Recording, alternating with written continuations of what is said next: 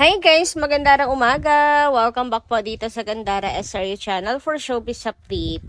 Ang tatalakayin nga natin ngayon at pag-uusapan mga kakimpaw ay pumapatungkol nga dito sa mga ganap nila Kim and Paolo Avellino at syempre ang inilabas nga po ng ABS-CBN na mainit na pinag-uusapan ngayon sa social media sa mundo po ng Kimpaw Lanchas. Pero bago po tayo magsimula, sa mga hindi pa po nakaka-subscribe sa ating channel, pakiclick lang po tayo ng ating subscribe button at notification bell na nariyan sa baba para maging updated po kayo at ma-notify tuwing may bago tayong chika at balita hinggil sa Kimpaw. Maraming salamat! Samantala, dumako naman po tayo ngayon sa pagbabasa ng comment ng mga viewers po natin patungkol sa mga previous nating balita sa naganap nila Kim and Paolo Avellino. So, narito nga ang napili po nating basahin for today. Nagmula po ito kay Ginang Perlita Roales. Ayan. Karma ka na, Kim. Pinagpalit mo, sa panlalait mo kay Raisa ngayon, nabuntis ka. Hindi magtatagal yan, maghihiwalay din kayo, babaero yan si Paolo. Grabe naman, ang tagal na yung issue na yan kay Raisa. Tsaka hindi naman po naging magkaaway yung dalawa. And bakit naman makakarma si Kim? May mabuting tao naman si Kim at wala po siyang ginagawang masama. At saka yung pagbubuntis, bakit naman magiging karma yun? Blessing yun sa buhay ni Chinita Princess. And grabe naman kayo makababaero kay Paolo. Para bang kilala nyo si Paolo Avellino hanggang sa kaibuturan ng pagkatao nito, no? Kung makapagsalita kaya sure na lulukuhin lang ni Pao si Kim. Kami naniniwala na totoo po ang nararamdaman ni Pao kay Kim and hindi niya to lolokohin tulad na lamang po ng mga nangyari sa past relationship nila dahil kita naman kung gaano po kasaya ang dalawa. Huwag na kayo bitter, Madam Perlita. Tagal na nung kay Raisa na yun eh. Move on din. Saka tanggapin yung katotohanan na wala pong ginawang masama si Kim at hindi po niya ininsulto si Raisa. Sadyang kamukha lang talaga siya ni Jugs. And anong magagawa natin sa kamukha nga siya eh. Magkamukha nga yung dalawa eh.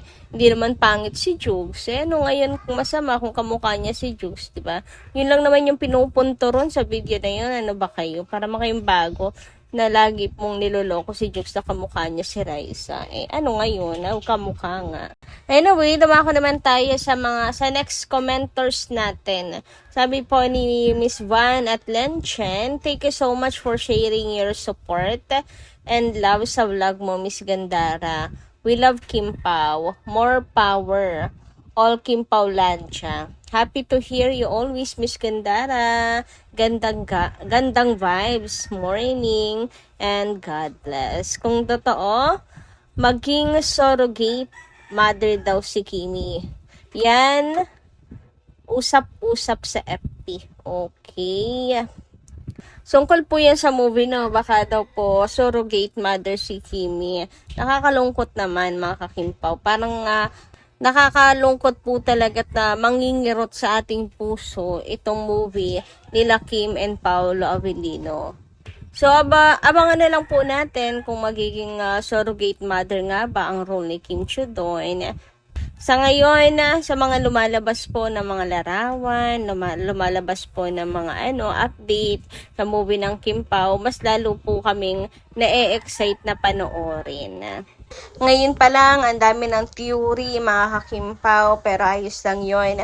Makakatulong po yan para mapag-usapan po ang movie nila at makurious yung mga tao at panoorin. Sa ngayon, can't wait po sa announcement ng MMFF kung mapapasama po ba ito sa official entries sa Metro Manila Film Festival. Kasi yung mga sunod pong i-announce dapat tapos na pong ipasa yung finished film nila. Samantala, dumako naman po tayo dito sa mga chika natin para po sa umagang tumahakimpaw at pag-usapan ang tungkol nga po dito sa pangangalampag ng Kimpaw fans sa ABS at Sister Magic. Sabi nga dito, Kim Chiu fans nananawagan sa ABS-CBN management na aksyonan ang banta sa aktres. Kim Chiu deserves respect. Kim Chiu deserves protection. Bilang mga tagahanga, labis po kaming nag-aalala sa mga banta at pananakot na natatanggap ni Kim Chiu. Hindi ito simpleng issue. Ito ay usapin ng kaligtasan. Tunay po kaming nananawagan sa ABS-CBN management na agarang aksyonan at tiyaking maprotektahan si Kim sa lahat ng oras. At hindi talaga makakampante ang mga fans hanggat wala po talagang binibigay na aksyon ang management. Sabi nga dito, nananawagan ng ilang fans si Kim Chiu sa ABS-CBN management na seryosohin at agad na aksyonan ang mga umano'y banta laban sa aktres. Para sa kanyang mga taga-suporta, hindi na simpleng pangbabatikos ang usapin. Pagsiguridad at kaligtasan na ni Kim ang nakataya. Kaya hinihiling nilang masiguro ang kanyang proteksyon sa lahat ng oras. Patuloy naman kumakalat online ang panawagang Protect Kim Chiu. Kasabay ng paalala na walang sino man ang dapat makatanggap ng anumang uri ng pagbabanta. Hashtag Protect Kim Chiu. And alam niyo guys, ang nakakalungkot, ang kapwa natin mga Pilipino. Kasi nung ibalita, may nabasa kasi akong tabloids na nag-post nito nga mga kakimpaw ng pagbabanta sa buhay ni Kim. Ang daming haha-reacts na para bang may nakakatawa. Kaya hindi umuunlad ang ating bansa mga kakimpaw dahil na rin po sa utak, sa isip, sa mindset ng mga Pilipino, mga ka-KP, no? Pagbabanta na po sa buhay yan, pero tinatawanan lang nila. Na para bang it's a big joke para sa kanila. Seryoso na to mga kakimpaw. Buhay na po ang nakataya dyan. Buhay na ni Kim ang pinagbabantaan. Kung sa kanila kaya yan mangyari, yung wala naman silang ginagawa pero pagbabantaan ng ganyan. Pag hindi naman talaga uminit din ang ulo nila, diba? Lalo na si Kim, wala naman po yung ginagawang masama. Kaya, sana magets nila kung ano yung pinanggagalingan ng mga fans na humihingi ng agarang aksyon. Kasi hindi po talaga tama yan na babantaan na lang si Kim. Na para bang may ginawang malaking kasalanan si Kim Chiu sa kanila. Wala naman. Sadyang inggit lang sila kay Kim. Samantala, dumako naman tayo ngayon dito nga po sa report ng ABS-CBN. Sabi dito, imagine yung POV ng mga bashers na hindi daw kumita, yung my love will make you disappear. But here you are. Came from the management itself. They keep on mentioning the movie of Kim Pao, hashtag my love will make you disappear. Really had a great impact and one of the huge contributor for their higher revenues last year. And sigurado ako na sa susunod na taon naman mga kakimpaw ay ang Kimpaw's World Tour naman ang ime-mention ng ABS-CBN sa kanilang report dahil malaki din talaga ang kanilang kinita doon. Biruin yung mga kakipi, wala pong guest sina Kim and Paolo, si Carmel lang, 'di ba? Pero mala ASAP level talaga. Kaya sigurado malaki po ang kanilang kinita sa World Tour ng Kim Pao. Ilang ano din yon mga kakipi, leg. 4 leg din yon mga kakimpaw, di ba? Tapos sasabihin ng mga bashers na hindi man lang kumikita ang Kimpaw, pati yung my love will make you disappear binabawi nila. Eto nga po ang ABS-CBN, patuloy po at palaging minimension ang my love will make you disappear na isa sa may pinakamalaking ambag sa kanila pong revenue. O yung niyayabang nila, kasama ba dyan? Wala, diba, ni hindi po nabanggit.